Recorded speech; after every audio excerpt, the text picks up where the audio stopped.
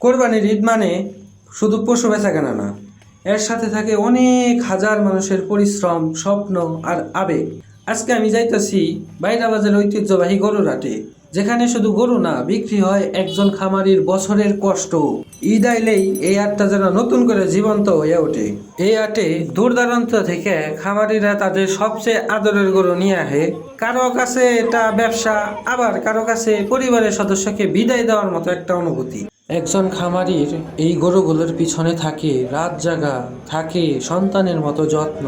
একজন খামারি শুধু গরু বড় করে না, সে বড় করে তার স্বপ্ন।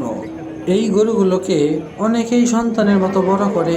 সকালে ঘুম থেকে উঠে প্রথমে ওদের খাবার দেয়। এটা কতদিন যাবত পালছেন? 1 বছর। নাম কি রাখছেন জানেন না? নাম রাখি না। যে বেচে দিলে খারাপ লাগবে না? খারাপ তো লাগবেই, খারাপ লাগলে কি করার? এই হাসির পিছনেও একটা কষ্ট থাকে রে ভাই, কারণ ভালোবাসার জিনিস ছাইড়া দেওয়া তার এত সহজ না। হাটে বৃষ্টি হয়েছে, অনেক কাদা হয়েছে, হাটের কাদা অনেক বেড়ে গেছে, তবুও মানুষের ভিড় কমে না। কারণ কোরবানি ঈদের এই অনুভূতিটাই অন্যরকম। হাটের কাদা, বৃষ্টি আর মানুষের ভিড় সব মিলায় বাংলার গ্রামীণ ঈদের এক অন্যরকম সৌন্দর্য। আমাগো গ্রামের এই হাটগুলা শুধু বাজার না, এগুলো আমাদের আবেগ, আমাদের ঐতিহ্য। দোয়া করবেন আমাদের এই সুন্দর দৃশ্যগুলো যেন সবসময় বেঁচে থাকে। ভিডিওটি ভালো লাগলে শেয়ার করবেন, পাশে থাকবেন। আসসালামু আলাইকুম।